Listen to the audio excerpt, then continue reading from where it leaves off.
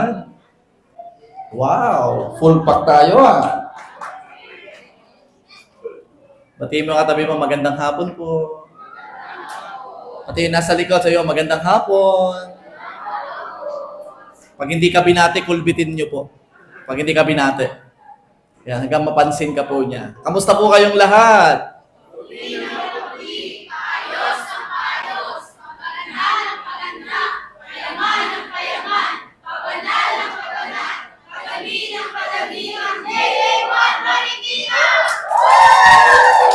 Amen. Bawat deklarasyon nagaganap. Amen po? Amen. J1 Culture.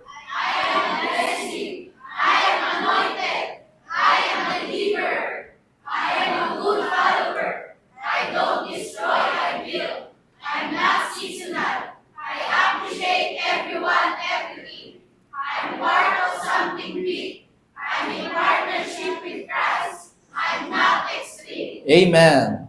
Sabi po sa Matthew chapter 16 verse 24, pagkatapos ay sinabi ni Jesus sa kanyang mga alagad, kung ang sino man ay ibig sumunod sa akin, sino po dito gustong sumunod kay Lord? Amen. Ano ang gagawin? Tanggihan niya ang kanyang sarili at pasanin ang kanyang krus at sumunod sa akin. So ang title po na share ko po sa inyo ngayon ay Tanggihan ng Sarili Part 2. So, hindi po nakapanood po ng part 1, meron po tayong YouTube account, panoorin nyo na lang po. So, part 2 na po tayo. Sino pong ready na? Ang ready na po ay handang makinig, ang iba ay nagno-notes, ang iba ay hindi kinakausap ang katabi, kasi handa na siyang makinig. Sino po dito yung first timer? First timer lang po dito sa J1 Marikina. Para po sa mga first timer, ako po si Pastor Don. Totoo po ang balita, hindi po lahat ng pogi ay nag-aartista. Ang iba po ay nagpapastor. Biro lang po. Wag po kayong mag-alala dito po sa J1 Marikina, kayo po ay kapamilya. At hindi po namin papalitan ang inyong pong religion. Papakilala lang po namin si Jesus. Amen? Amen. Okay, start na po tayo. Pastor, gusto ko pong sumunod kay Lord. Gusto kong tanggihan ang aking sarili, hindi lagi siyang pagbigyan.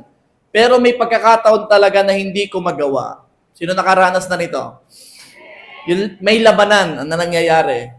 Nagiging weak ako, pastor. Ang nagagawa ko ay mali, na alam ko namang mali. At yung tama na gusto kong gawin, ang hindi ko magawa. So ano ang gagawin ko? So ito pag-usapan natin. Paano mapagtagumpayan ang kahinaan ng laman?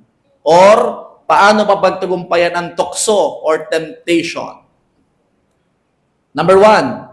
Magbantay at manalangin. Tanungin mo nga yung katabi mo, nagpe-pray ka ba? Kaya yata bumabagsak sa temptation, di nagpe-pray. Kailangan nagbabantay at nananalangin. Matthew 26 verse 41. Kayo'y maging handa at manalangin upang hindi kayo madaig ng tukso. Yun naman pala. Kaya ka nadadaig ng tukso kasi hindi ka nagbabantay at hindi ka nananalangin. Dahil kayo nananalangin, so praise God. Ang espiritu ay tunay na nagnanais, subalit ang laman ay mahina. Ang flesh ay mahina, pero ang espiritu ay tunay na nagnanais. Gustong-gusto niya na madaig ang tukso. So anong gagawin? Maging handa at manalangin. Pastor, ano po yung ibig sabihin ng magbantay? Or sa ibang term ay maging handa? Magbantay meaning maging maingat sa ating mga iniisip. Kung ano-anong iniisip. Magbantay or mag-ingat sa ating tinitignan. Kung ano-anong tinitignan sa cellphone pa lamang, sa TV, at kung saan-saan pa. Mag-ingat sa ating pinakikinggan. Sino pong pinapakinggan nyo? Kapitbahay, okay lang yan. Konti lang naman. Yan, mag-iingat ka dyan. Okay lang yan, ginagawa naman ng marami. Yan. Sabi sa'yo kung ano nung pinapakinggan mo, kaya ikaw ay nadadala sa tukso. Pero, ikaw ay Kristiyanong mahal na mahal si Lord. Amen po? Ibig sabihin, ikaw ay umiiwas, nagbabantay at nananalangin upang maiwasan ang tukso. Amen po? Dahil kapag hindi ka nagbantay at naging handa, hindi mo namamalayan, bihag ka na nito. Pag sinabi kong bihag, gusto mo mang makaalis, pero di ka na makaalis. Konti lang naman. Saglit lang naman. Alam mo, pag dumating sa point na lagi mo na ginagawa, mamaya-maya ang ramdam mo, ang hirap-hirap ng makawala. Ang hirap-hirap ng alisin sa sistema mo. Why? Kasi nasanay ka na nung unay paunti-unti, pero habang tumatagal, ay hindi mo na makaya nang wala iyon. Sabihin mo sa katabi mo, parang ikaw yun. Parang ikaw. Parang ikaw. Sabi nung una, konti lang nga. Pero nung tumagal, parang hindi mo na maalis sa sistema mo. Pero biyaya ni Lord, lahat ng gusto ng sarili, matatanggihan mo na. Anong unang gagawin? Magbantay at manalangin. Puntahan natin ang pananalangin. Ito ang sandata laban sa kahinaan ng laman, ang pagpipray. Anong nararamdaman mo kapag ikay magpe-pray? Tapatan na. Yung unang mararamdaman mo kapag ikay nanalangin, nag-pray. Diba? Inaantok. Sino ditong tatapat na inaantok? Yung nagpe-pray ka lang, Lord! Nakakatulog na. Alam mo kung bakit? Kasi nga yung laman ay weak. Yung spirit willing na willing mag-pray. Pero ikaw naman, dahil nag-pray ka na, nagsisimula ng lumaban ng katawan. Kaya the more kang inaantok, the more kang manalangin. Why? Lalabanan mo yung laman. Lalabanan mo si flesh. Lalabanan mo yung sarili mo. Ikaw naman may problema nung nag-pray kayo nakahiga ka. Kaya mamaya-maya, tulog ka na. Di ba? Subukan mong manalangin na nakaluhod. Ewan ko lang kung makatulog ka pa. Subukan mong manalangin na nakatayo. Ewan ko lang kung makatulog ka. Lord! Mahirap yan. Di ba? So, diskartihan mo kung kailan ka pwedeng manalangin na hindi ka makakatulog. Labanan mo talaga. Sa panalangin, umaasa tayo sa Diyos at humihingi ng kalakasan mula sa Kanya. Kaya ka nagpe-pray eh. Para pag may dumating na tukso, at least biyaya ng Lord, bibigyan kaya ng kalakasan para maiwasan ito. Pag may nagayang barkada, kaya mong humindi. Bakit? Nag-pray nga pala ako kaninang umaga. Sabi ko yung maiwasan ng tukso. Pero bakit ganito? Parang hinihila ko ng tukso. Sinasama ako kung saan. Pero dahil nanalangin ka, may panlaban ka na. Ano pa? Dahil ang paglaban sa tukso, hindi mo kayang ikaw lang. Kailangan mo si Lord. Napakarami pong nagsubok na umiwas sa tukso at nahulog sa bangin.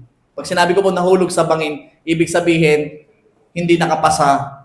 Laging bumabagsak. Bakit? Kinakaya mag-isa? Kailangan mong manalangin para tulong kayo ni Lord. Kailangan mo ng kasama. Kailangan mo nagbibigay tulong sa'yo para makabangon ka at mapagtagumpayan ang anumang tukso ng buhay. Amen? O, bigyan ko kayo illustration. Sino po nakakita dito na ng kampo ng mga sundalo? Kampo ng sundalo. May nakita na po ba? Ay, kampo ng pulis. Sige, kampo ng pulis. May nakita na kayo? Nakakita na po ba kayo ng isang kampo ng pulis o sundalo na walang nagbabantay? Wala pa kayo nakikita gano'n kasi laging may nagbabantay. Halimbawa, nasa gera. Nakakita na kayo sa movie. May nakita ba kayo doon na lahat ng sundalo tulog? Di ba lagi may nakaposisyon na gising sa gabi? Ganon din sa isang Kristiyano. Kung gusto mong malabanan ng tukso, dapat merong nagbabantay. Sabihin mo, dapat may nagbabantay. Para kahit lusubin ka ng kaaway, may nakahandang magtanggol sa'yo. Amen? So, kailangan mo talaga mag-pray.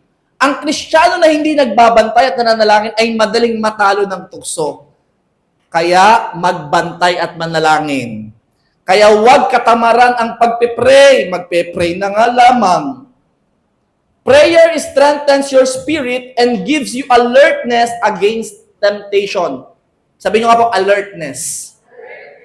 Alam mo, magaling yan si Satanas eh. Magaling yan yung hindi ka aware na mamaya na sa temptation ka na. Magaling yan eh. Pero kapag nagbantay ka at nanalangin, magkakaroon ka ng tinatawag na alertness. Pastor, yung alertness. Pag sinabing alertness, may darating, pero mamaya, wait lang. Parang alam ko na pupuntahan ito ah. Wait lang. May mga ganyan pagkakataon. Oh, wait lang. Saan mo ako dadalhin? Mukhang alam ko na. Magno-no na agad ako. Alam mo, ramdam mo. Meron kang pagkulbit ng banal na espiritu na magsasabi sa'yo, hop, teka lang. Mali yan, papunta yan sa masama, papunta yan sa tukso, papunta yan sa bisyo, papunta yan sa kasalanan. Wait lang. Kapag nag-pray ka, magaganap ito sa buhay mo. Kaya, bibiyak ka niya ng pagiging alerto para mamaya makano ka sa temptasyon. Huwag na tayong lumayo. Kung anong kinabagsakan mo noon, yun pa rin ang panlaban na kaaway sa'yo. Anong tukso yan? Anong temptation yan? Diyan ka pa rin ibabalik at ibabalik. Sabi nung isa, napagtagumpayan ko na ilang araw, isa. Sasabihin ko sa'yo, hindi lang isang araw yan. Kung ano yung pinakamatinding temptation, lagi ka dyan susukatin. Paiba-iba lang ng itsura, pero doon pa rin ang punta. Kaya, sabihin sa katabi, huwag magpapalinlang. Huwag ka magpapalinlang sa salitang, ginagawa naman ang lahat. Huwag ka magpapalinlang sa sinasabi ng iba na, konti lang naman. Huwag ka magpapalinlang sa sinasabi ng, isa lang naman. Alam mo, kahit kaunti, kahit isa, kahit minsan, pwedeng maka-apekto. Pagpunta mo pa lang ng church, ramdam mo, parang may mali. Parang may hindi ka makadiretso. Parang hindi ka makadiretso ng tingin kay pastor. Pag nakikita mo siya, kahit kay A-group leader, Pastor, bless po. Bakit? May tinatago ka. Sabihin mo ulit sa katabi mo, may tinatago ka ba? Alam, napakahirap na may tinatago. Napakahirap yan. Lalo yung nagawa mo lang kanina, kagabi. Naku, napakahirap na may tinatago. Kaya I pray, kapag may nagawa, hingi agad ng tawad sa Panginoon. Magbantay at manalangin. Ipag-pray kay Lord, I pray, mapagtagumpayan ko na itong tuksong ito. Lord, I pray, hindi na ako maging chismosa. Wala akong pinaparinggan dito.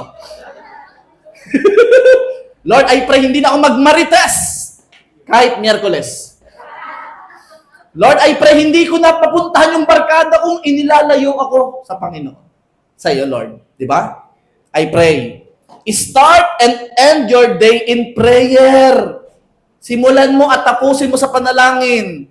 At mamaya, yung gustong-gusto mong gawing bisyo, yung gustong-gusto mong gawin na ikaw ay magkasala, yung pleasure na nakukuha mo para isa isang gawain, pero alam mo namang mali, dahil sa kapapray mo, mamaya mawawalan ka na ng ganang gawin yon. I repeat, mawawalan ka na ng ganang gawin yon. Why? Dahil ayaw mo nasaktan ng Diyos na tunay na nagmamahal sa iyo. Tatandaan mo, kahit pang ilang inom mo ng Red Horse, hindi ka mamahalin ng boting yon. Hindi ka mamahalin ng pulang kabayong yon. Ang Diyos lang ang pagminahal mo ay talagang may kapalit na matindi. Hindi ka kailanman ipagtatanggol ni Marlboro. Sasabihin ko sa iyo, hindi. Kahit ni Vape, kung ano man yan, ni Vape, hindi. Kahit anong gawin mo. Kaya kung ikay natutok sa ipag-pray mo kay Lord, tanggalin mo yung gana ko dito. Yung parang pag gagawin mo na ulit, sabi mo, ayaw ko na eh. Parang wala nang saya ito. Hindi na to para sa akin. Alam mo kung bakit? Copy-pray. Yung ginagawa mong gustong-gusto mo noon, na parang okay lang, kahit mali, copy-pray mamaya, mawawalan ka na ng gana dyan. Amen? Amen. Kaya sabi mo ulit sa katabi mo, manalangin. May nagtanong, what should I pray for to overcome temptation from the devil or the enemy? Ano ang kailangan kong ipag-pray para malabanan ko or ma-overcome ko ang temptation or tukso? Sino gusto malaman? Dalawa lang to. Sa tukso to ha, tukso. Letter A, put on the full armor of God. Oh! Meron palang ganun, pastor? Meron! Sa isang labanan, ang walang armas talo. Gera. Anong dala mo? Ballpen. Talo ka na agad. Bakit? Gera pupuntahan mo. So, dapat handa ka. Put on the full armor of God. Ephesians chapter 6, verse 10 to 13. Basahin ko po sa iyo. Tagalog version muna tayo. Sa kahuli-hulihan, patuloy kayong magpakalakas sa Panginoon at sa kapangyarihan ng kanyang lakas. Yan na.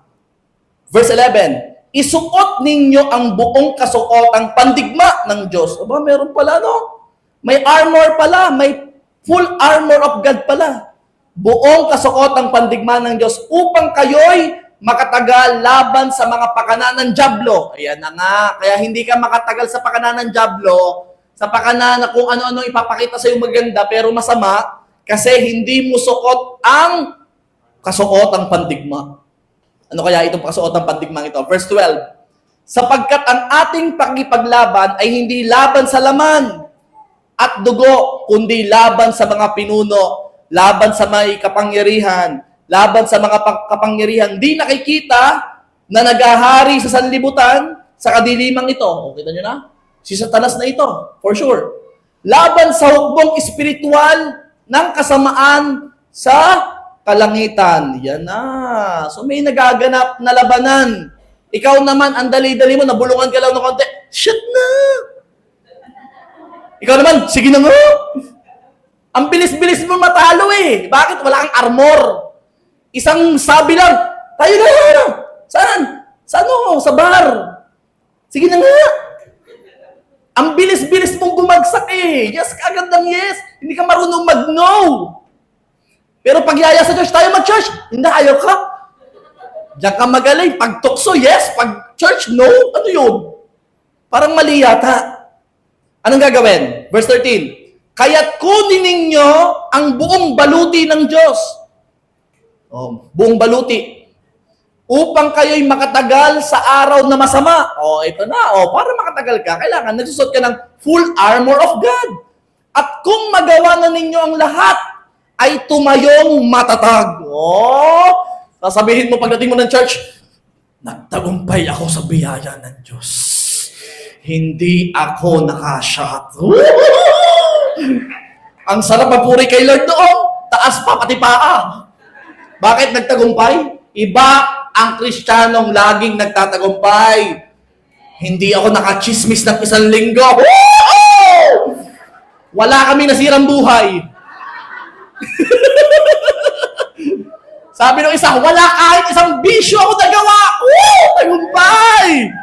At para magawa mo yon, kailangan mong isuot ang full armor of God. Anong full armor? O English version, verse 14. English version para mas magandang basahin. Stand your ground. Talagang tindig matatag. Stand your ground. Putting on the belt of truth. Wow, belt of truth. And the body armor of God's righteousness. May belt, may body armor. Verse 15. For shoes, may bago kang sapatos ngayon. For shoes, put on the peace that comes from good news so that you will be fully prepared. May shoes pa. Verse 16. In addition to all of this, hold up the shield of faith. May shield pa yan, ha? Kompleto yan. May belt, may armor, may shoes, may shield. Hindi ka na matatalo niyan. Ano pa sabi dyan? Shield of faith to stop the fiery arrows of the devil. Verse 17. Put on the salvation as your helmet. May helmet pa. Hindi lang pala rider. Pati Kristiyano may helmet. Kahit walang motor, basta may helmet. And take the sword of the Spirit. Lalaban, may sword. Which is the word of God. Okay, isummarize natin para madali pag nag-pray. Ang pag nag-pray ka, Lord, isinusot ko po ang buong baluti. Number 1, helmet of salvation. Lagyan mo ng motion, helmet of salvation. Para talagang isinuot by faith. Para simula pala ng araw, isuot mo na agad. Para pag dumating ang mga tentasyon, tukso, full armor ako. Hindi basta ako nag-yes. Hindi basta ako madaling madala. Helmet of salvation. Pamabayan. Ito armor ko. Breastplate of righteousness. Ako'y matuwid sa pamamagitan ng Panginoong Yesus. Okay ha? Pababa. Helmet. Breastplate of righteousness. Next, belt. Belt of truth. Isa lang. Masama yan. Hindi pwede. May suot akong belt of truth. Alam ko ang truth. Konti lang naman. Hindi. Mali yan. Alam ko ang truth, belt of truth. Meron pa. Ano sabi dyan? Shoes of the gospel of peace. Oh, Nike. Daig pa Nike. Shoes of the gospel of peace. Ano pa? Shield of faith. Oh, talaga meron pang shield of faith, ha? And the sword of the spirit. Full armor ka. Pwede na sa labanan. Morning pa lang isuot mo na. Para morning pa lang, guided ka. At hindi mo maisuot yan kasi hindi ka nananalangin. So magpe-pray ka agad, ha? Helmet of salvation, breastplate of righteousness, belt of truth, shoes of the gospel, shield of faith, and sword of the spirit. Dapat sa ulo mo yun. Baka ang sabi, helmet of salvation, sword of the spirit.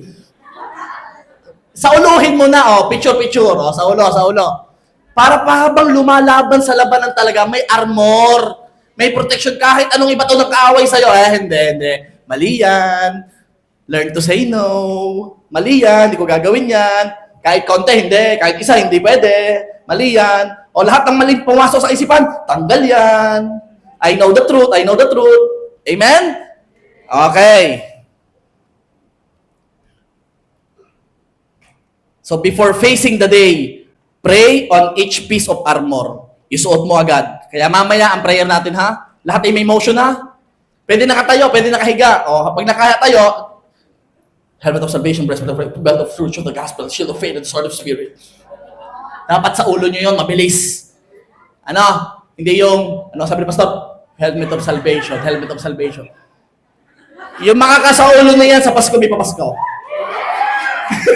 Parang dahil siya sa ulo, dahil may papasko yan, no? Hindi dahil para malampasan ng tukso, kayo naman. Makikisa ulo, kasama yan nung J1 culture. Okay? Lahat yan, para malabanan ng tukso. Sabi nyo nga, tukso?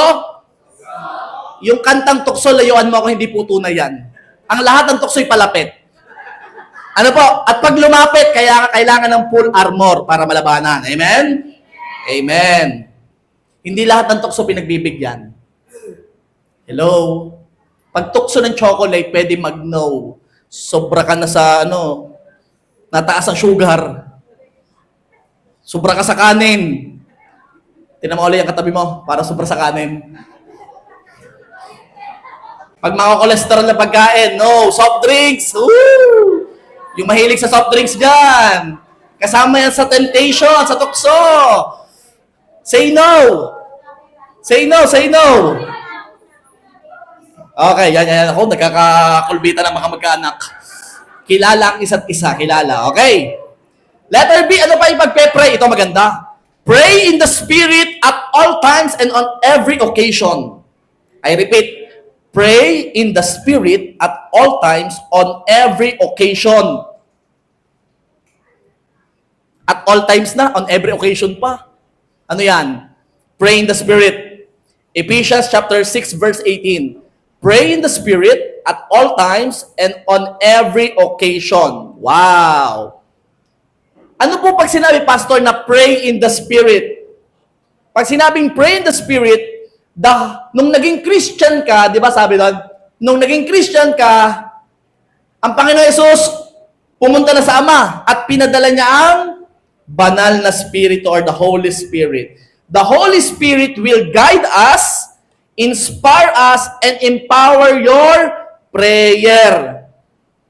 I repeat, the Holy Spirit will empower you in your prayer life. Romans 8:26. And the Holy Spirit helps us in our weakness. Anong weakness mo? Inaantok po pag magpe-pray. Ayan na, tutulungan ka ngayon ng Holy Spirit. Diyan magaling si Holy Spirit sa lahat ng kahinaan mo. For example, talaga may for example pa yan, we don't know what God wants us to pray for. Anong gagawin? But the Holy Spirit prays for us with groaning that cannot be expressed in words. Grabe. Alam niyo po ba yung si Holy Spirit ang magpe-pray para sa iyo pag hindi mo na alam ang ipagpe-pray. O sino dito nakapag-pray na tapos hindi mo na alam ang kasunod? Yung nauubusan ka na ipagpe-pray, may mga dumarating dyan. At kapag wala ka nang ipag-pray, sabi mo, Holy Spirit, pray with me. Sabayin mo. Sabayan niyo ako sa pananalangin, Holy Spirit. Tulungan mo ko, ipaalala mo sa akin yung mga dapat ipag-pray. Mamaya-maya, sabi dyan, groaning that cannot be expressed in words. Mamaya, no? Alam mo, one time, nakapunta ako ng church. Hindi pa po ako pastor. Pagpunta ko ng church, meron doon nagpe-pray. Alam mo, pinag-pray, pumunta sa unahan, ano? Gumanto. Kala ko, kala ko, kung ano sasabihin niya. Gumanto lang ako. Nag-pray, brother, mag-pray ka. Paghawak ko ng microphone,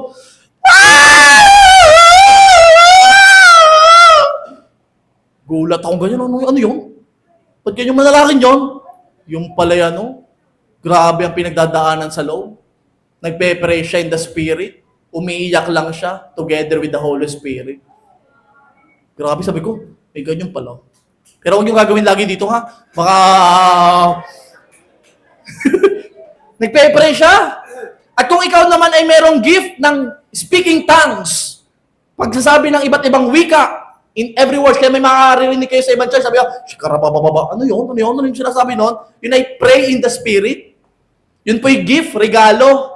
Kung ikaw ay nabiyayaan, edi praise God, magagamit mo into prayer pag nag-pray ka.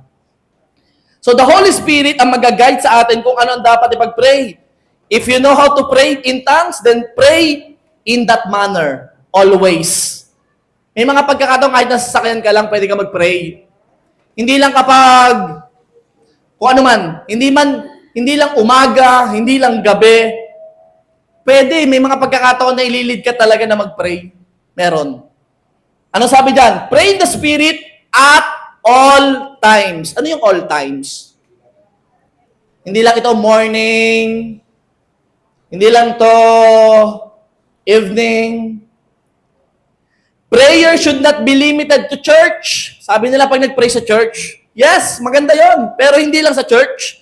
Hindi lang bago kumain at pagkatapos kumain. Thank you, Lord, for this food. Amen. Busog na busog na. Hindi lang sa pagkakain, hindi lang sa bedtime, hindi lang. Pag sinabing at all times, it means a lifestyle of prayer. Lifestyle po ang pananalangin. Hindi lang po pag sinabi. Being in constant communication with God throughout the day. Yan, throughout the day. Nasa school, nasa work, nasa sakyan, nasa plaza, everywhere na may dealing si Lord na manalangin ka, mag-pray ka. Yun ang ibig sabihin ng at all times. Sabi mo sa katabi mo, manalangin naman. Para hindi pumasok sa tukso. May kasunod pa yan, hindi lang at all times, and on every occasion. Oh.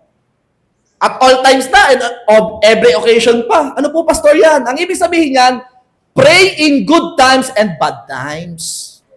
Kayo naman, pag nag-pray, pag may kailangan lang kay Lord, ano si Lord Genie? Lord, kailangan ko po na ito. Hindi lang bad times. Ang pagpe-pray kahit good times. Pastor, ano naman po ipagpe-pray pag good times? Thank you, Lord, at walang problema. Thank you, Lord, at malakas. Thank you, Lord, at may blessing. In good times. Amen? Good times, give thanks to God. Pag bad times, give thanks also. Pastor naman, Lord, salamat sa sakit. Hirap yan. Hindi Kung talagang nananampalataya ka sa Panginoon, alam mong siya'y healer. Kaya nagpapasalamat ka na at mamaya, magaling ka na. Ganon. Alam ka naman, pag malungkot ka, hindi ka magpe-pray, mag-pray ka. Lalo ka mag-pray. Because you put your trust in Him. Okay? Binibigay mo ang pagtitiwala sa Kanya.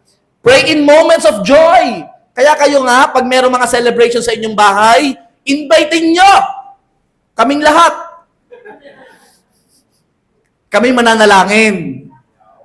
Okay? Tawagin nyo. Halimbawa, meron tayong pahanda sa Silangan, San Mateo.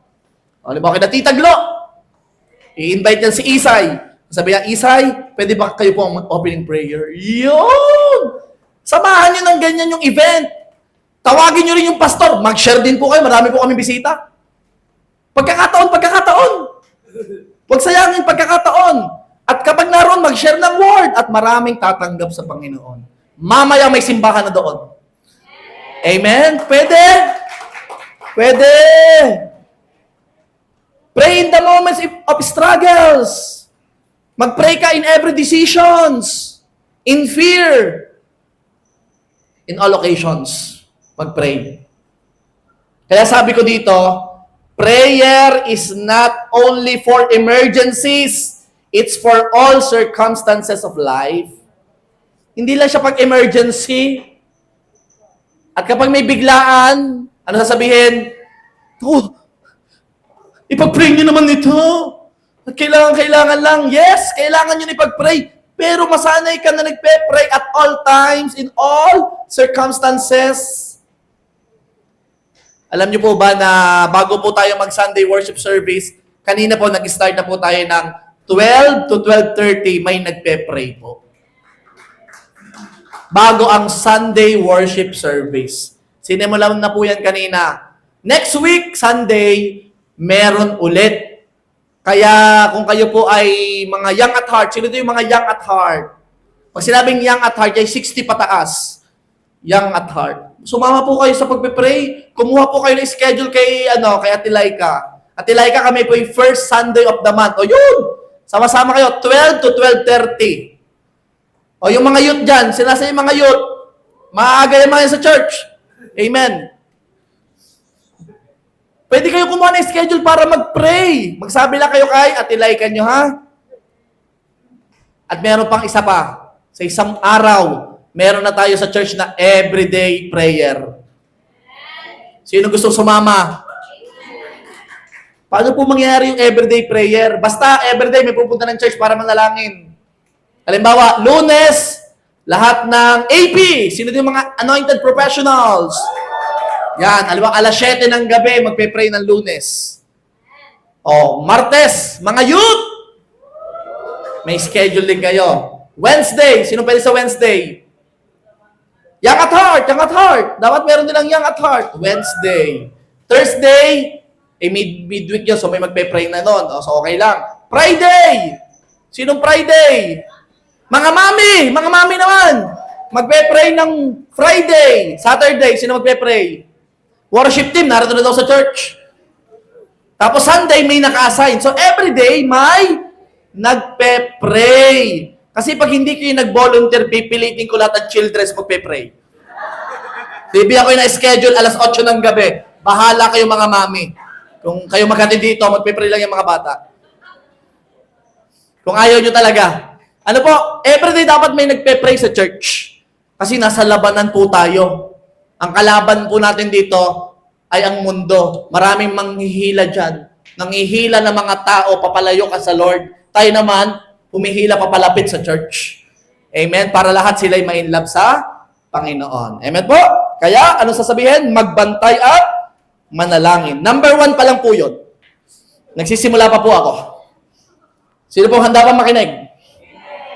Paano mapagtagumpay ng kahinaan ng laman or temptation or tukso? Number 2, magbago ng isip. Sa hirap baguhin ng isip. Ang dami kasi dyan, naka-store, na kung ano-ano, sa hirap baguhin yan.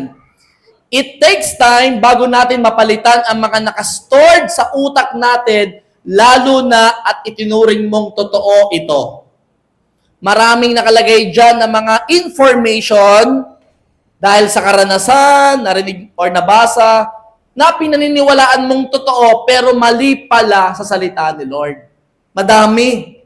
Pwedeng dahil Kristiyano ka na ha, ang Bible ang magiging basis ng lahat ng paniniwalaan mo.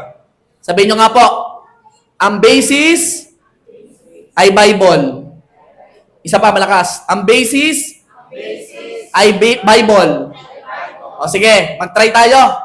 Sino naniniwala dito sa, try lang, testing, testing. Sino naniniwala dito sa sa shaman? Alam niyo shaman? 4 na puan. 1 taunan. Alam niyo yun? Ay, hindi niyo alam yun dito? Yun yung sa patay, yan, pasyam. Shaman po sa amin, pasensya na kayo. Pang 9. English na lang nga. Di ba meron yan? O, kita nyo? Mahirap i-break yan. Bakit? Nakasanayan, pero wala sa Bible. Ooh. Wala pala yun sa Bible, Pastor. Wala. Dahil pag namatay ang tao, wala na yung kaluluwa sa katawan niya. Ayun, lupa na lang po yun. Sasama na po yun sa lupa. So wala na. Mahirap i-break yun. O, another i-break. O, marami i-break talaga na wala sa Bible, ha? Again, Bible ang basis. Sabihin nyo nga po, Bible ang basis. O, bigyan ko pa example. Sino gustong malaman pa? Mahirap pa bago ito. Pagpunta sa sementeryo. Pastor naman, pati ba naman yun? Uy, wala sa Bible. Wala tayong pinupuntang kaluluwa doon na namatay nating kapamilya dahil yung ay katawan na lamang, wala na doon yung kaluluwa. Aba, ay sino pinupuntahan ko doon?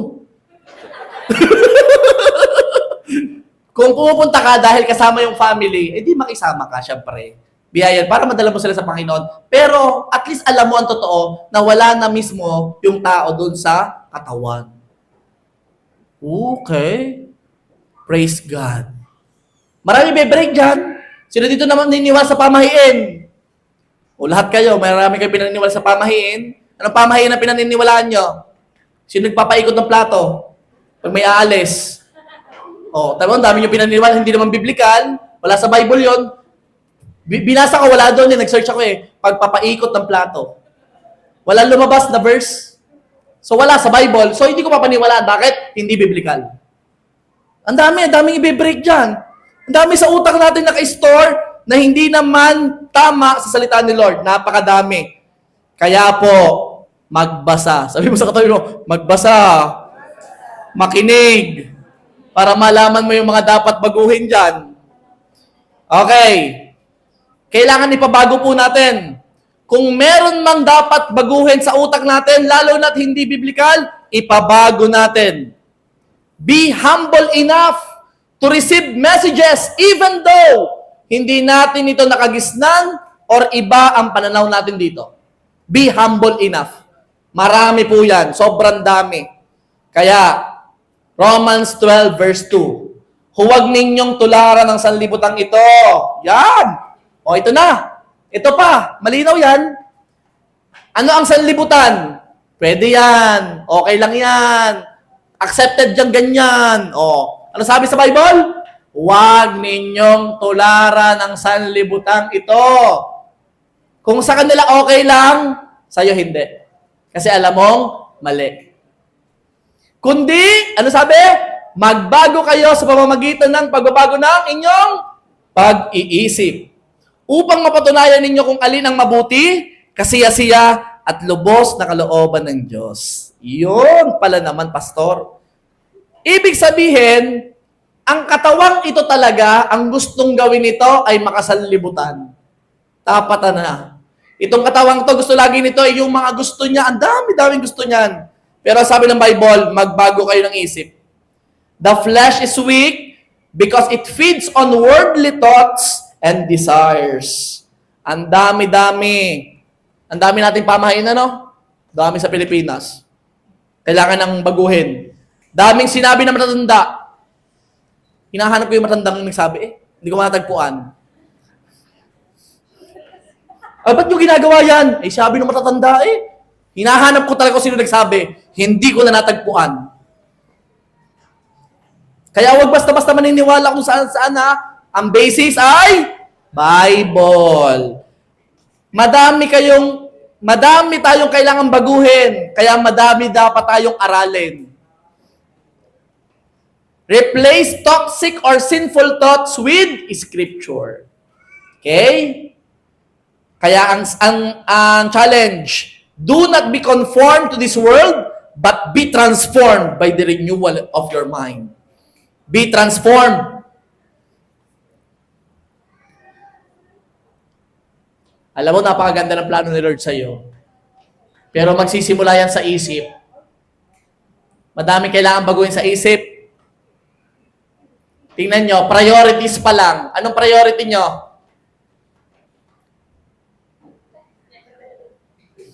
Sinong hindi? Kita nyo na? Dini pa lamang. Sa halip na dine, ay dine. Nagkabalik na din. Okay, napapansin nyo ga? Ang hanap, ayan, hello. Ang hanap ay are. Are pala, are. Pero pinapahanap ay are. Kita nyo na? Isip pa lang yan. Ang kailangan, hello. Hello, yan. Ang kailangan ay si Lord. Ang gusto lagi ng self ay are. Ang sabi naman ni Lord ay ibibigay niya lahat basta unahin siya. Kita nyo na? O tinamaan lahat, baguhin ang isip. Ang kailangan ay si Lord ang provider. Amen? Huwag ipagpalit si Lord. O last Sunday pinag-usapan natin, huwag ipagpapalit ang linggo. Maraming babaguhin sa isip. Pastor, may work ang dulo niya ay pera. Gusto mo ng pera? Baguhin ang isip. Mas mahalaga si Lord. At kung may absent ako doon, mabawasan sa sahod ko, si Lord ang magpo-provide ng mas malaki. Amen? Babaguhin sa isip yan. Mahirap na labanan yan. Sabi mo sa katabi mo, hindi ka mukhang pera. Kamukha mo si Lord. Okay. Pastor, ang hirap po talaga labanan ng tukso or temptation. Lagi na lang akong bumabagsak. Sa irong meron ganyan na pananaw. Then, kailangan magbago ng isip. May nagtagumpay at biyaya yan ng Diyos. Kaya mo din. Gusto nyo na sample? Sige. Bibigyan ko ng Bible character na sobrang tindi ng temptation, pero napagtagumpayan niya si Joseph. Sino kilala si Joseph? Joseph the Dreamer. Genesis chapter 39 verses 1 to 12. Basahin po natin. Maganda tong story to. Noon ay dinala si Jose sa Ehipto, sa Egypt. At binili siya ni Potiphar. Sino bumili? Sino binili? Sa mga Ismaelita na nagdala sa kanya roon. Si Potiphar ay pinuno ni Faraon, na kapitan ng bantay at isang taga-Ehipto. Verse 2. Ang Panginoon ay naging kasama ni Jose or ni Joseph. At siya'y naging lalaking maunlad. Wow. Iba talaga pag sinamahan ni Lord, nagiging maunlad. Siya'y nasa bahay ng kanyang among taga-Ehipto. So sinama ni Potiphar sa bahay. Verse 3. Nakita ng kanyang amo na ang Panginoon ay kasama niya. Nakita ni Potiphar, si Joseph, doon sinasamahan ni Lord, super blessed. Maganda mga decision, magandang ginagawa. At siya'y naging lalaking, nakita ng kanyang amo na ang Panginoon ay kasama niya at ang lahat ng ginagawa ni Jose ay umuunlad sa kanyang kamay. Wow. Blessing. Verse 4. Kaya't nakatagpo si Jose ng biyaya sa paningin niya, parang naging favorite ni Potiphar si Jose. At ginawa niyang kanyang katulong. Ipinamahala niya kay Jose ang bahay niya at ang lahat niyang pag-aari ay inilagay sa kanyang pangangasiwa. Wow! Sino dito ganito ang katulad ni Jose na trabahador? Empleyado, yung papapagkatiwalaan, yung sinasamahan ni Lord, bless. Tingnan niyo po ang nangyari. Verse 5. Mula ng panahon na si Jose ay pamahalain sa kanyang bahay at sa lahat ng kanyang pag-aari, pinagpala ng Panginoon ang bahay ng taga-Ehipto. Ang pagpapala ng Panginoon ay dumating sa lahat ng kanyang pag-aari, sa bahay at sa parang. Ibig sabihin na blessed talaga si Potiphar dahil kay Joseph. Si Joseph na sinasamahan ni Lord. Eto na! Ito ng tukso. Tukso. Verse 6. Kaya't ipinamahala niya ang lahat niyang pag-aari. Kanina, konti lang Ngayon, nilahat na. Ipinamahala na kay Joseph. Joseph, ikaw na mag-manage lahat. Total, pinagpapala ng Diyos lahat ng hawakan mo. Anong sabi? Kaya't ipinamahala niya ang lahat niyang pag-aari sa kamay ni Jose. At hindi siya nakikialam sa anumang bagay maliban sa tinapay na kanyang kinakain. Si Jose ay matipuno at makisig na lalaki. Parang yung mga lalaki dito. Matipuno at makisig na lalaki. Kayang-kaya ang lahat ng tentasyon. Amen? Mukhang Joseph yung katabi mo na lalaki. Verse 7, humanda ka. Ito na. Pagkatapos ng mga bagay na ito, tinitigan si Jose ng asawa ng kanyang Panginoon at sinabi, sipingan mo ako. Ano sabi? Yung asawa ni Potiphar. Sinabihan si Jose, matipuno, pogi. Ano sabi? Sipingan mo ako. Aba, mahirap yan. Hindi kita kasawa. Anong ginawa ni Joseph? Number 8, verse 8. Maganda to. Subalit siya'y tumanggi. Sabi mo sa katabi mo, tumatanggi. Hindi laging yes. Marunong magsabi ng no. Tumatanggi. At sinabi niya sa asawa ng kanyang Panginoon, tingnan mo, ang aking Panginoon ay hindi nakikialam sa akin tungkol sa anumang bagay na nasa bahay. At lahat ng kanyang pag-aari ay pinamahala sa aking kamay. Hindi niyo ako pinapakalman. Eh, ikaw ay pag-aari ng amo ko, alam ka pakialaman kita. Malupet. Maraming Joseph dito eh. Verse 9. Walang sino mang dakila kay sa akin sa bahay na ito. Walang anumang bagay na ipinagkait sa akin, maliban sa iyo. Oh, sinabi na ka sa asawa ni Potiphar, sapagkat ikaw ay kanyang asawa. Paano ngang magagawa ko itong malaking kasamaan at kasalanan laban sa Diyos? Grabe!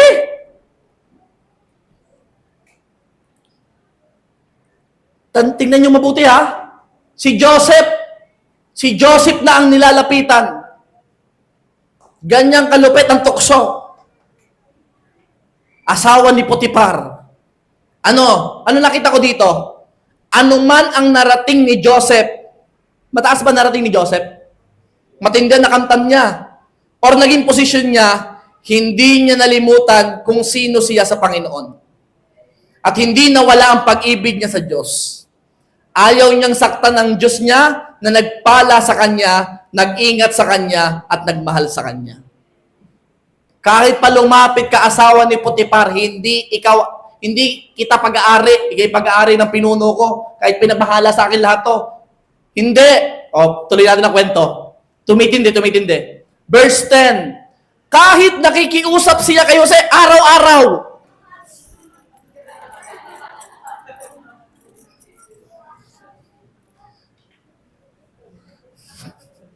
tapos na po preaching. Nakikiusap kayo sa everyday. Anong gagawin mo dyan?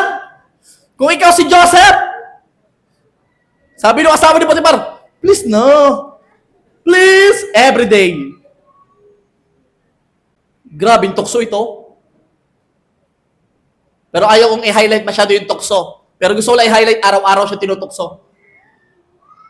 Ano sabi dyan? Ay hindi siya pumayag. Woo! Kanina tumanggi. Sabi mo ulit sa katabi mo, hindi pumayag. Kahit araw-araw, tinutokso. Araw-araw. Pare, shot! Next day, pare! Next day, pare! Next day, pare! Araw-araw, tinutokso si Joseph. Araw-araw. Pero hindi siya pumayag na siya'y sumiping o makisama sa kanya. Hindi siya pumayag. Verse 11, subalit isang araw. Matindi ito. Pag mga isang araw na yan, may kakaibang mangyayari sa story. Subalit isang araw, nang siya'y pumasok sa bahay upang gawin ang kanyang gawain, at walang sino mang tao sa bahay. Sabi mo sa katabi mo, pag walang tao, umalis ka na rin kaya nga walang tao. Mahirap yung walang tao. May matinding tentasyon dyan pag walang tao. Pag saradong pinto, mag-isa ka, mahirap. Lumabas ka. Pwede kang nasa loob, pero bukas ang pinto. Huwag mo nga hayaang sarado ang pinto. Laging nakabukas. Kaya mahirap kapag walang tao. Grabe to, grabe. Ano sunod nangyari? Sino excited? Verse 12. Baka chismosa talaga, oh. Verse 12. Siya'y pinigilan niya sa pamamagitan ng kanyang suot na sinasabi, sipingan mo ako. Wala daw suot. Una, sinabing sipingan. Pangalawa, araw-araw daw, araw-araw. Ngayon naman, Walang tao. Walang suot. Manda kayo. Matindi to. Subalit, naiwan ni Jose ang kanyang suot sa kamay niya. At siya'y tumakas papalabas ng bahay. Imagine mo yung eksena, no? Si Potiphar nasa harapan mo. What's that? Tumakbo si Potiphar. Sa Batangas, patikar na. Sa Batangas po. Tumakbo siya. Alam mo, para lang makiiwas sa tentasyon, sukdo lang tumakbo ka. Hindi mo lang magawa. Sukdo lang umalis ka para lang hindi mo magawa. Bakit? Dahil mahal mo ang Diyos at kaya mo yung patunayan sa pamamagitan na yung gawa. Grabe si Joseph.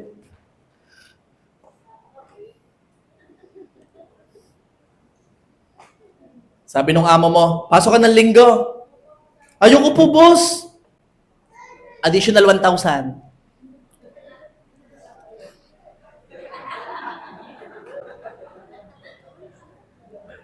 Sige na nga. Alam mo, sasabihin ko sa'yo, nagbabago lang ang itsura, pero doon ka pa rin tutuksuhin. Pag ang kinababagsakan mo ay pera, dyan ka pa rin tutuksuhin lagi. Hindi nalalayo. Salamat sa biyaya ng Diyos. Nakatakbo, nakatakas si Joseph. Anong tentasyon mo? Araw-araw ba yan? Grabe ito tao to. Hindi na ako nagtataka kung bakit ito pinayaman ni Lord. Takbo na. Andyan na ang tukso. Pero nung ginawa ni Joseph, tinanggihan niya at tinakasan niya. Kailangan dumating ka sa point na ayaw mo talaga. Sabi niyo po, ayaw ko talaga. Kailangan dumating ka sa point na hindi talaga para sa'yo. Kaya tatanggihan mo talaga kasi mali yun. Yes, may tukso. Pero ang tukso itself ay hindi pa kasalanan. Pastor, ang tukso hindi pa kasalanan? Hindi pa! Ang tukso itself hindi pa kasalanan. Nagiging kasalanan ito kapag hindi mo tinanggihan at hindi mo tinakasan. Iyan na. Pag ginawa na daw, pag hindi ka tumanggi, lumapit ka pa. Sa halip na tumakas, yan na ang kasalanan. Because temptation is not sin, but giving into temptation leads to sin.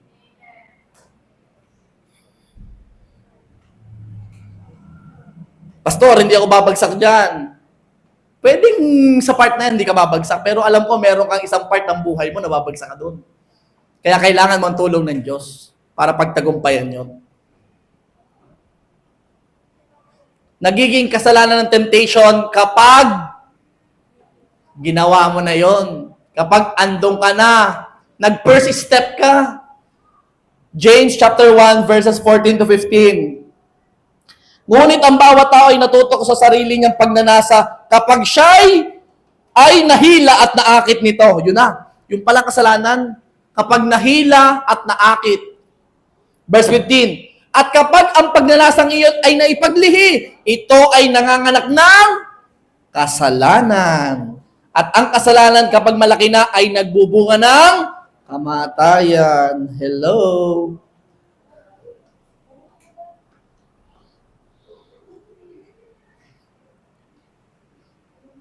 Grabe ang blessing ni Joseph, no? Kinaya niya yon?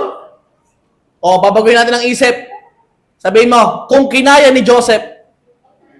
Sige, sabihin mo, kung kinaya ni Joseph, magagawa ko din. Kaya yung mga nagsasabing, ay, pabalik-balik na lang, paulit-ulit na lang. Kaya mo, si Joseph nga, everyday, tinutukso. Pero kinaya niya.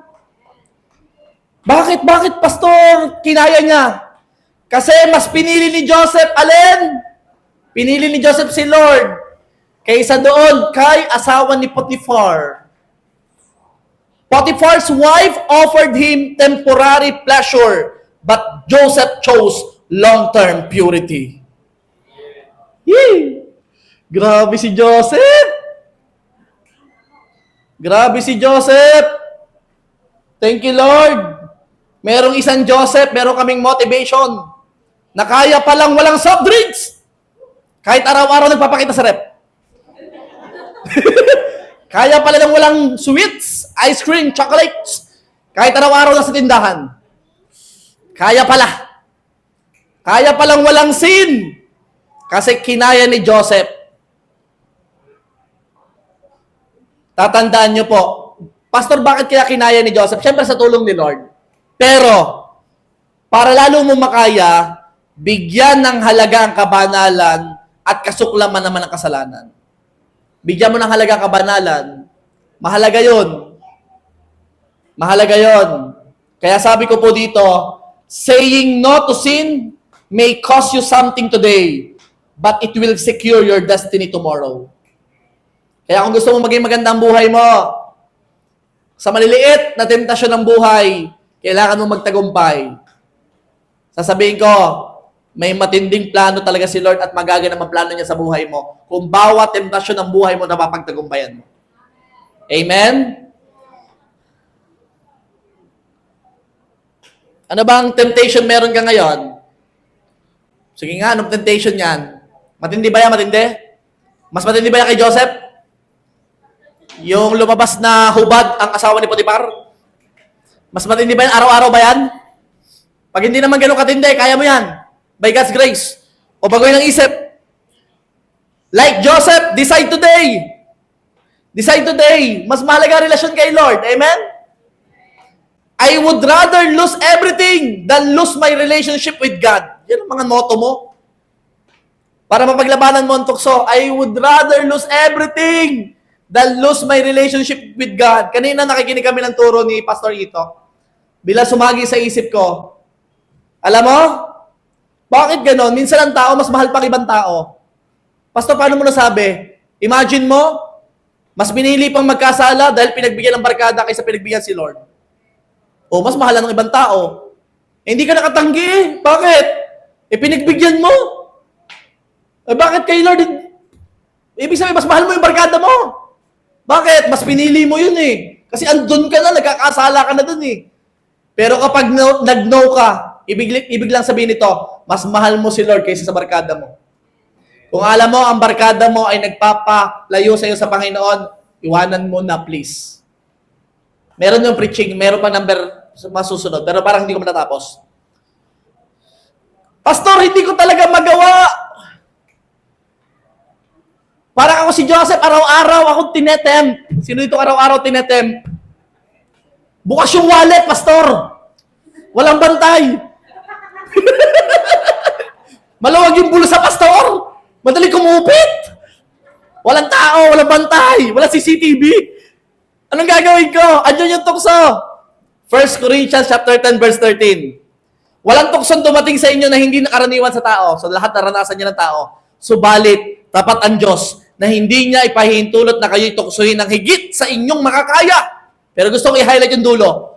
Kundi kalakip din ng tukso ay naglaan ng pag-iwas upang ito'y inyong makayang tiisin. I repeat, naglaan si Lord ng pag-iwas tulad ni Joseph. Anong pag-iwas? Bukas ang pinto palabas. Dahil kung nakalak yun, di siya nakaalis. Alam mo, sa bawat tuksong yan, merong pwedeng dahilan para ikay umiwas. May nakahanda na si Lord na dahilan. Aminin mo na ang totoo. Sabi mo, ayaw ko na hindi naman masarap ang alak eh. Sino ka dito pagkalasa ng alak? Chat. Sige nga.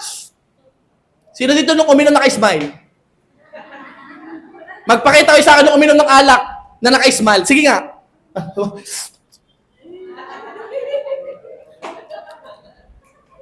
Hindi naman masarap. Maging tapat ka, kapatid. Kung tunay kang Kristiyano, labanan mo na yan. Temptation yan. Hindi, masarap. Makakaya mo ang tukso, hindi dahil sa kaya mo. Hindi. Makakaya mong tukso dahil ang Diyos ay naglaan ng pag-iwas para mapagtagumpayan mo ito. Amen. May pag-iwas na nilaan si Lord. May pintong palabas. Merong way out. Kaya kapag nakita mo na yung way out, Grab the opportunity para makaalis. Sabihin mo sa katabi mo, lalo yung nasa likod, sabihin mo, naglaan ng Diyos ng pag-iwas. Umiiwas ka naman, please. Ang liwa-liwanag ng pag-iwas. At wag ka naman pupunta doon sa lugar na alam mong tutoksuhin ka. Alam mo nang ikaw ang iyong kinababagsakan ay pagsusugal. Ba't ka nasa peryahan?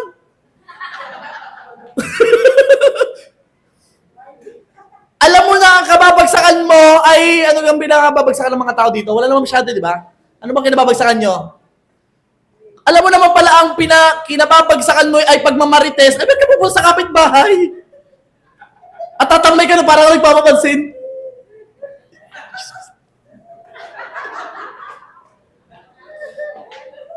Ay, alam mo na pala doon ka babagsak. Ba't ka nakapunta doon? Huwag ka pumunta sa lugar na alam mong ikay babagsak. Tulad ni Joseph, tumakbo na. Andyan ang tukso. Diyan ka na. Umalis. Umalis siya. Sabihin niyo po, pwedeng magtagumpay sa tukso. Binabago natin ang isip. Isa pa, pwedeng magtagumpay sa tukso. Magbago ng isip, magbago ng isip. Si Joseph kinaya, may sample na tayo. Araw-araw tinutukso. So kaya mo. Amen? Amen. Kung wala ng oras. Sa totoo lari hanggang 4 pa? Kaya nyo pa ba? Hindi na, okay na ako dun. Sige. Next Sunday na yung 3 at 4. Ano ba, tanggihan ng sarili, part 3 na to next Sunday, biyaya. Okay. Nakuha niyo yung lesson. Ano nga unang gagawin para makaiwas sa tukso? Magbantay at manalangin. Okay, ano ipagpe-pray? Para makaiwas sa tukso? Helmet of salvation? Breastplate of righteousness? Belt of truth? Shoes of the gospel? Shield of faith? And the sword of the spirit. Okay? Ano ba letter B? Pray in the spirit. Letter B. Ano number 2? Nagagawin maliban sa magbantay at manalangin. Number 2. Magbago ng isip. Kapag ang isip mo hindi na kaya magbago, talagang tapos na, sinaraduhan mo ng pinto. Gumaya kay Joseph, buksan mo ang pinto. Pwedeng umiwas, pwedeng tumakbo, pwedeng magbago, pwedeng gawin ni Lord ang anumang bagay. Walang imposible sa Diyos. Amen? Kung sinasabi mo hindi pwedeng makaiwas sa alak, pwede. May nagtagumpay na. May nagtagumpay na. Akala ko na hindi pwede umiwas sa alak, pwede pala. Kung akala mo hindi pwede umiwas sa sigarilyo, pwede. Pwede. Kung sinasabi ng mundo, binubuli ka ng mundo, hindi ka nagyoyosi. Uso to uso. Sabihin mo, uso sa'yo pero hindi sa akin. At ayaw ko makiuso. Masisira ang katawan ko dyan. At pero bago yung dahilan na yun, sasabihin mo, mahal ko si Lord kasi kaya hindi ko gagawin yan. Amen? Ano pang tukso mo? Pera ba yan? Unahin si Lord at si Lord ang bibigay siya ng mas maraming pera. Amen? Huwag ipagpalit si Lord sa pera.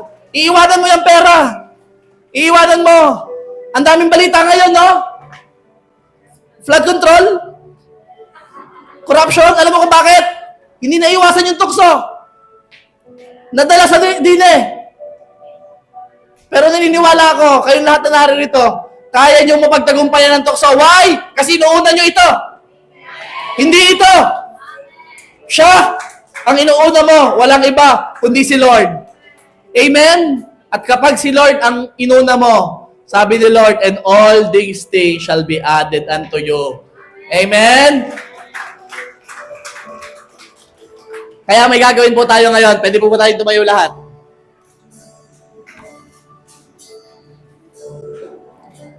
Tatanggihan mo sarili mo, ha?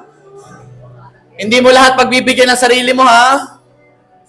Hindi lahat ng gusto niya ang tama. Kaya learn to say no. Learn to say no. Alam ko, bawat isa sa atin, meron tayo kanya-kanyang tukso. Meron dito ang tukso niya, kasalanan talaga, bisyo. Pwede yan mapagtagumpayan. Kung ikaw ay hook na sa sugal, pwede yang mapagtagumpayan. Tumakas ka, tumanggi ka. Kung yan ay pagmumura, yung mahilig pagmura, parang normal conversation mo yung mura. Hello? Pwede yang mabago.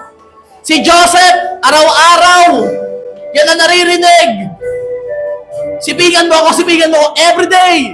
Kung ikaw araw-araw, pagmumura naririnig mo, I challenge you, mag-decide ka, kasi kayang magtagumpay dyan. Walang sasabing bad words, walang sasabing mura, lahat ang sasabing good thing, lahat ang sasabing mabuti. Amen? Kung ikaw ay nasa environment na sinasabi ng mundo, pwede yan, okay lang yan, minsan lang naman, isang beses lang, starting today, Lord, gabayan mo kami, magtagumpay kami dito, samahan mo kami, Lord, I need you. Lord, lahat ng mali, biyayaan mo kaming makatakas, biyayaan mo kaming makatanggi. And right now, ilapit mo sa Panginoon yung pinakamatinding temptation na meron ka ngayon. Ilapit mo sa Panginoon kung ano yan. Habang inaawit ito, ilapit mo sa Panginoon yung laban mong yan.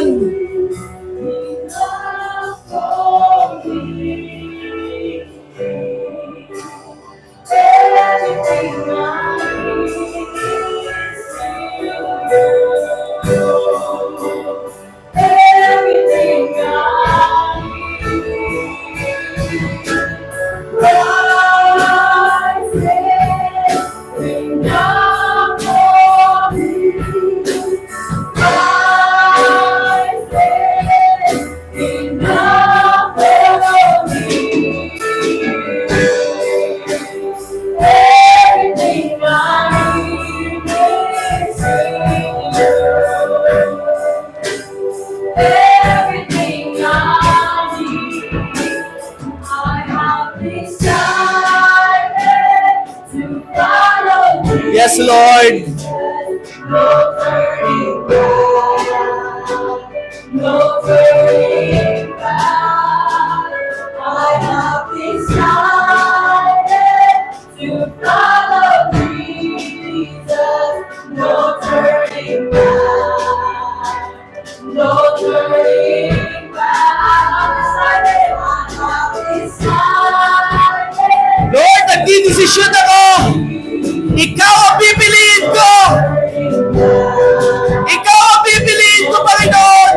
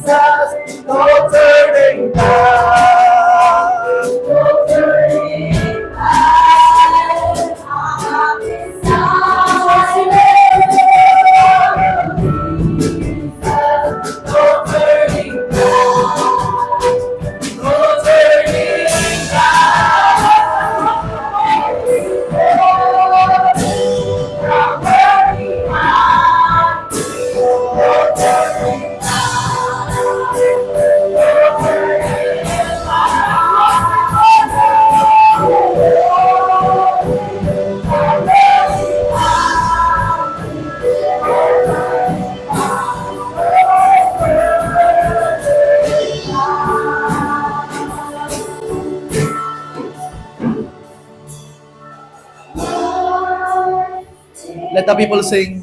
Enough for me. Christ is enough for Yes, Lord, you are enough. everything I need. Everything I need.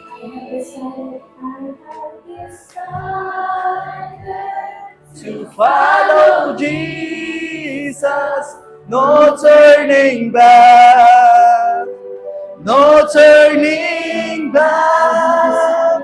I have decided to follow Jesus. No turning back. No turning back. The cross before me. The world behind me. No turning back. No turning back. The cross before me.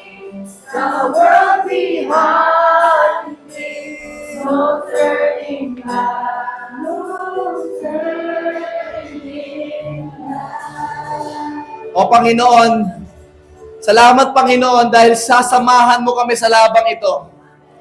Lord, I pray, ang bawat isa ay may testimony na sila'y nagtagumpay sa anumang tukso na kanilang nilalakaran o nilalabanan, Panginoon.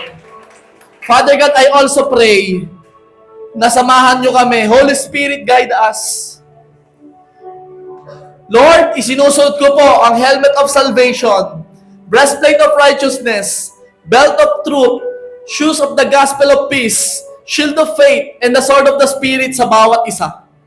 And I pray, God, Lord, ano mang babaguhin sa isipan namin, Lord, yung mga salitang hindi kaya, Lord, makakaya sa biyaya mo. And Father God, kung ang bawat isa'y paulit-ulit na bumabagsak sa parehong tukso, Panginoon, Lord, I pray, bigyan mo kami lagi ng bukas na pintuan para amin itong matakasan. And Lord, I pray, bigyan mo kami ng pagkakataon na matanggihan ito, malabanan ito. Lord, napakahirap ang mas lumapit sa'yo kung meron kaming mga ganitong tinatago. Kaya Lord God, I pray, sa lahat ng naririto, sasamba ang bawat isa na hindi nahihiya, na walang tinatago. Sasamba ang bawat isa na alam nilang nagtagumpay sila at pwedeng magtagumpay sa anumang tukso ng kaaway sa kanilang buhay. In Jesus' name. In Jesus' name. Salamat po, Panginoon. Samahan niyo po kami araw-araw na aming buhay. In Jesus' mighty name.